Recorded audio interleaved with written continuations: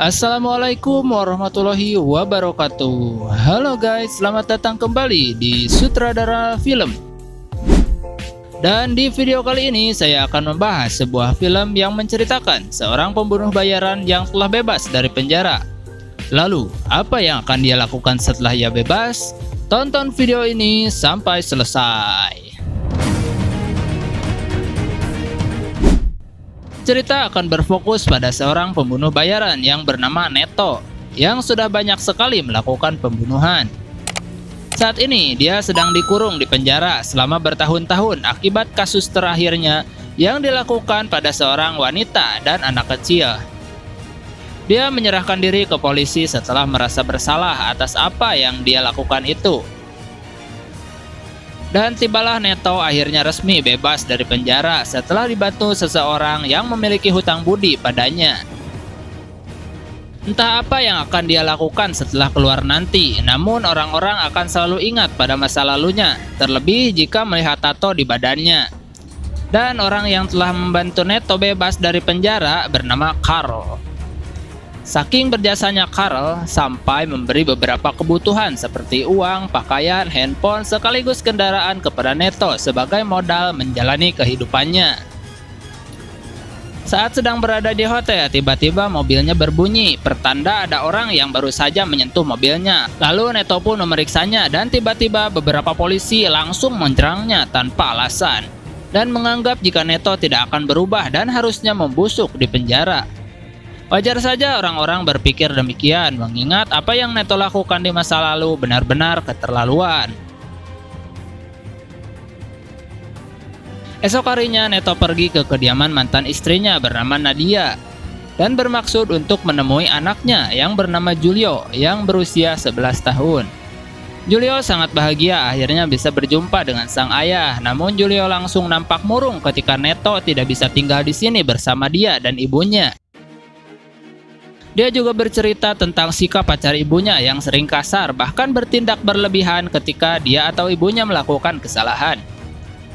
Neto pun memfoto wajah anaknya untuk disimpan dan dipandangi ketika sedang jauh, dan langsung terpikirkan tentang apa yang dikatakan oleh Julio terhadap pacar ibunya yang sering kasar. Neto tentu tak tega jika mantan istri dan anak kandungnya diperlakukan seenaknya, sehingga Neto segera pergi ke sebuah klub yang dimiliki oleh sahabatnya yang merupakan bos gangster Meksiko bernama Bailarin, untuk mencari tahu pria yang menjadi kekasih baru mantan istrinya. Neto pun mendapat info jika pria yang dimaksud bernama Vincent, seorang pria memiliki bisnis properti yang ternyata juga seorang penyelundup senjata yang bekerja sama dengan kartel di Meksiko. Keesokannya Neto mulai mengikuti kemana dan dia pergi, yang ternyata menuju sebuah pabrik kosong yang di situ sudah ada Vincent. Dan benar saja apa yang dikatakan anaknya jika Vincent merupakan pria kasar, yang hal itu dibuktikan ketika dia melempar sejumlah uang ke arah Nadia. Saat pulang ke hotel, sudah ada Julio yang menunggu. Neto pun mengajak anak kesayangannya untuk tidur siang bersama, sementara dia melihat beberapa gambar buatan Julio sendiri, yang di situ terdapat wajah ayahnya sendiri yang membuat Neto semakin menyayangi anaknya. Setelah mengantarkan anaknya pulang, Neto pun pergi makan sendirian di dalam mobil. Di situ dia mendapat pesan singkat dari Nadia yang menyuruhnya untuk menjauh dari Julio, mengingat banyak musuh di luar sana yang bisa setiap saat ikut membahayakan anaknya sendiri. Dan beberapa saat kemudian muncullah beberapa orang bersenjata yang menghadang Neto. Entah suruhan siapa orang-orang ini, tapi Neto tak terlihat ketakutan sedikit pun. Dia justru langsung menghabisi mereka tanpa mengalami kesulitan.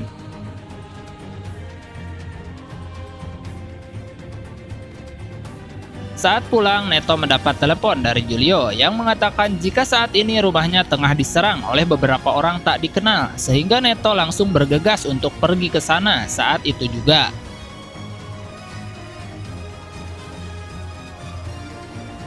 Tiba di sana, Neto dibuat terpukul. Di saat menemukan Nadia sudah tewas bersimbah darah, yang ternyata aksi ini dilakukan oleh kekasihnya sendiri. Vincent kemudian menodongkan Julio dan meminta Neto untuk jangan bergerak, namun Neto berhasil melawan dan terjadilah baku tembak di sana. Tak lama setelah baku tembak selesai, datanglah beberapa polisi ke TKP sementara Neto harus merelakan anaknya diculik oleh Vincent. Dan akibat dirinya ada di sana, Neto dituduh sebagai pelaku kejadian tersebut dan kembali harus menjadi buronan pihak kepolisian.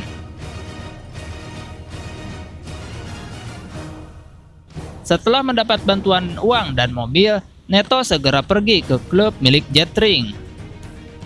Di situ dia bertemu dengan seorang bartender wanita bernama Ines yang membantu Neto untuk mempertemukannya dengan pacarnya si Jetring yang bernama Collie, yang langsung membawa Neto untuk pergi ke rumah Jetring saat itu juga.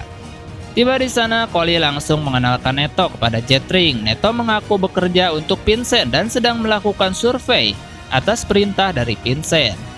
Tanpa Neto sadari jika Jetring merupakan sahabat dekat Vincent, yang tentu tahu siapa saja kenalannya. Sehingga ketika menyadari Neto berbohong, Jetring pun segera mengambil senjata untuk membunuhnya. Setelah mendapat informasi mengenai kemana Vincent pergi, Neto pun kembali ke klub untuk menemui Ines dengan tujuan untuk meminta bantuan menyeberangi perbatasan sesuai lokasi tempat Vincent bersembunyi.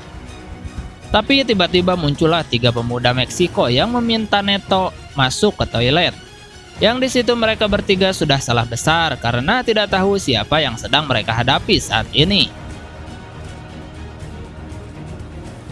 Dengan bayaran yang cukup besar, Ines akhirnya bersedia berpura-pura menjadi istri Neto supaya bisa membawanya melewati perbatasan menuju Meksiko. Dan mereka berdua berhasil melewati perbatasan dengan cukup aman setelah para petugas teralihkan perhatiannya oleh kecantikan si Ines ini. Tiba di penginapan, Neto mempersilahkan Ines untuk pergi atau pulang kembali karena tugasnya sudah selesai. Namun setelah Ines mendengar cerita tentang kronologi dan tujuan Neto datang ke sini, Ines bersedia untuk membantunya lagi dengan bayaran 2 kali lipat dan akan mencoba menggoda Vincent dengan skillnya sampai Julio berhasil didapatkan. Hasil pertemuan itu, Ines belum bisa mendapatkan informasi apapun tentang Julio, namun masih ada kesempatan ketika Vincent mengajak untuk melakukan pertemuan lagi di rumahnya. Berharap kali ini ada sedikit info tentang keberadaan di mana Julio. Tiba di rumah Vincent, Ines langsung diajak minum bersama dan di situ Vincent tiba-tiba menampar Ines. Karena ternyata sudah mengetahui jika Ines hanya berpura-pura mendekatinya karena ada suatu tujuan tertentu dan ketika Ines akan disakiti, Neto pun segera melakukan perlawanan. Vincent pun diikat di kursi dan disiram air panas, dibakar korek api dan jarinya dipotong sampai akhirnya kesakitan supaya mau memberitahu di mana Julio disembunyikan. Dan rupanya Julio sudah dijual kepada seorang pria bernama Sans, seorang mantan agen rahasia yang sekarang menjalankan bisnis penculikan orang-orang terkenal, di mana Vincent sengaja menjual Julio untuk mendapatkan uang demi bisa melunasi hutangnya.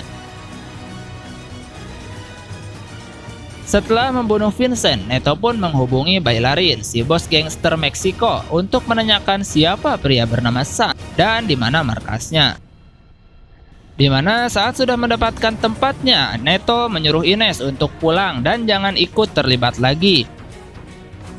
Namun rupanya Ines memilih untuk menemani Neto sampai Julio berhasil didapatkan.